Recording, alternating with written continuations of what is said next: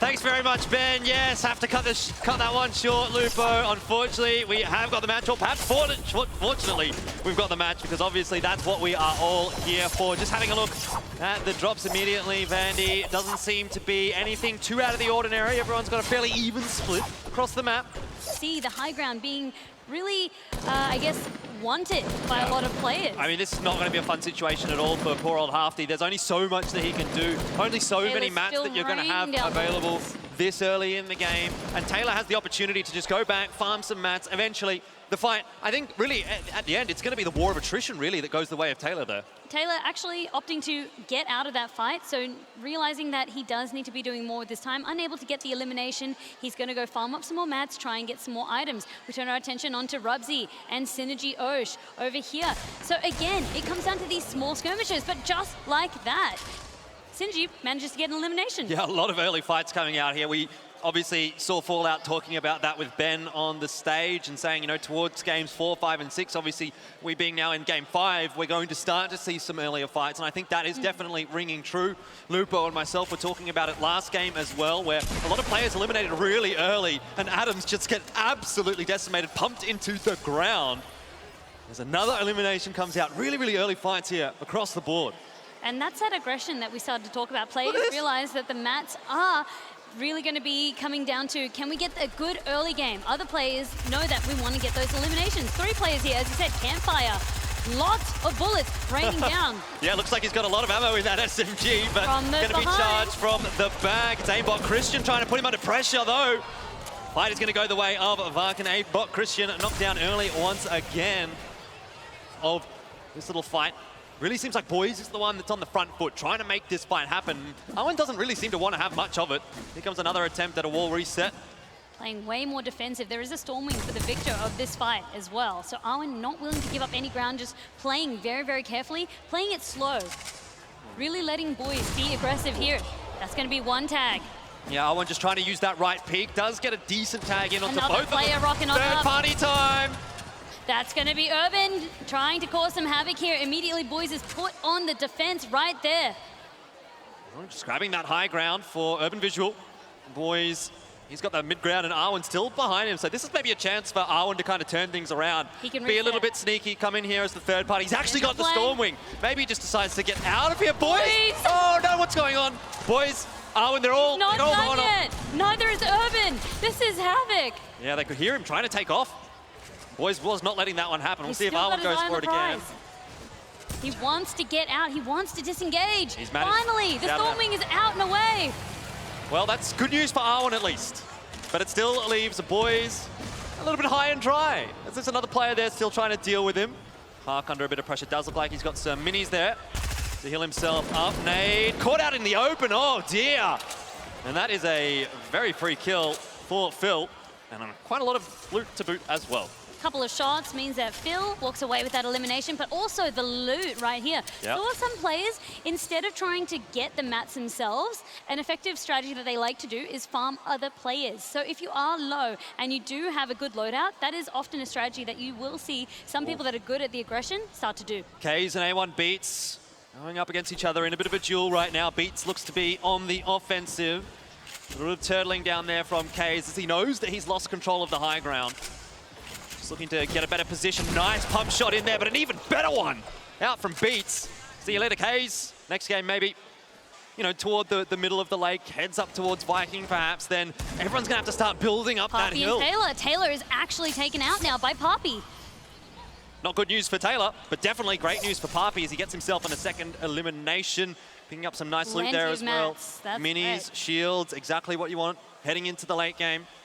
Not really assisting him as he's trying to take these shots, but Boys is here to join the party, and Boys is knocking on Skylar's door. He doesn't have the building, the ability to break those buildings. He doesn't have a deagle, he doesn't have an SMG, anything like that. The shotgun, not really going to be so great, nor is the heavy rifle. So I think he might need to just disengage that close range fight. Unity did get a decent pump shot in there as well. Just flying on through. Happy as you please. And he's managed to get into a fairly reasonable spot. Needs to just bunker down. I guess he's got no shields. He's got no bandages. He doesn't have a med kit at all. Just holding on, Jesse over here.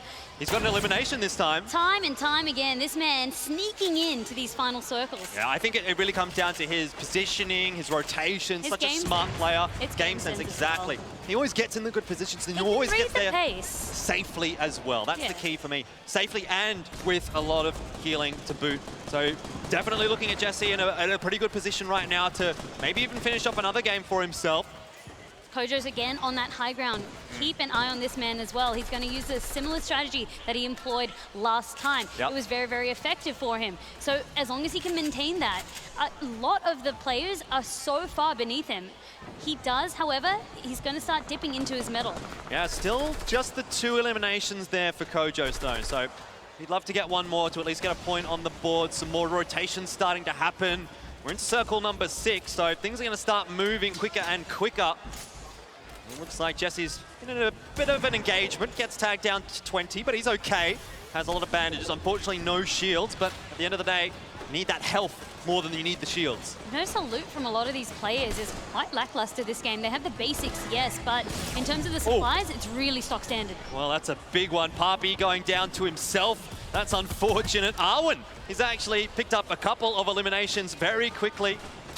Kojo's also found his third onto Tainted Minds. That's going to be a point. First. That's a point added onto Kojo. So that's what I said. Keep an eye on this man right here. He's also taking some shots onto Skylar. Storm is closing in, forcing him to reposition, maintaining that high ground though, but getting closer and closer to Twiz. Oh, ramping up, but he's been knocked down. It's going to be okay. No fall damage for him there. Building back up straight away. Has no shields left alive. He's slowly running out of materials. Yeah, absolutely. 500 left. Not the end of the world just yet. Still a fair amount of build, but definitely something to consider.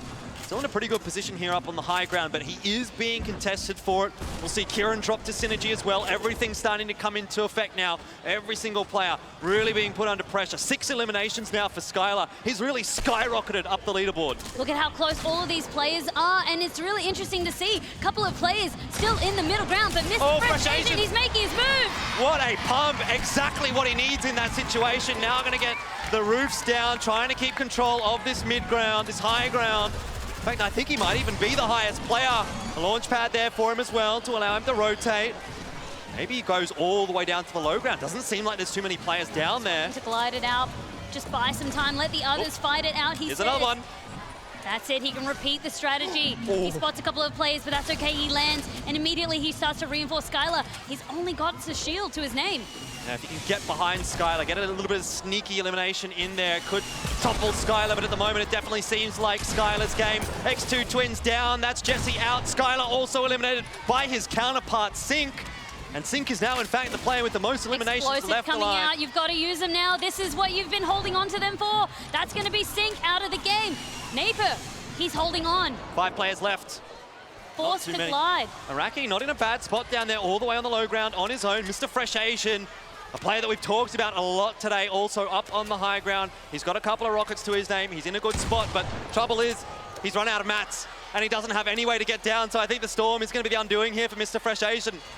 He's just hoping. He's going to just build as carefully as he can, biding his time. He knows it's done. Unless someone puts down a launch pad or something that he can land on, he's going to be in trouble. Naper's actually building up. This could be to his advantage. He tries to stick the landing, but he misses it. Unfortunate for Mr. Fresh Asian. Into the 1v1 now, though, and it's going to be Jinx that picks up the victory Royale in game number 5. Things got a little bit saucy toward the end there, but we have another different victor. I think Chief is a team that I'm excited to see the scoreboard for. Skyla in particular, I think, is really inching and clawing his way up with elimination points.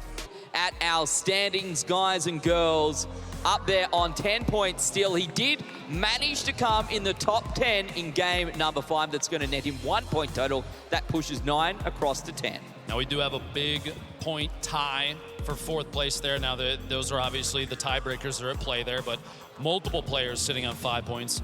Naper and Araki at 8 apiece, and the spread from top to first to 20, like I said, it's still close. Even those that have 3 points can land at 9 if they drop a 6-point game next game. They got 1 left. The only people then that Jesse has to worry about taking him off the top there is 12th place and higher. Yep. Nobody else can get ahead of him, and that's pretty substantial. That means a guaranteed top 12 finish at this point. He's already sitting in the good money, that is for sure. But the great money, of course, is right up there at the top. a lot of players still sitting on, 1 or 2 points. They've had a bit of a reasonable day so far. They're going to be looking to try and secure themselves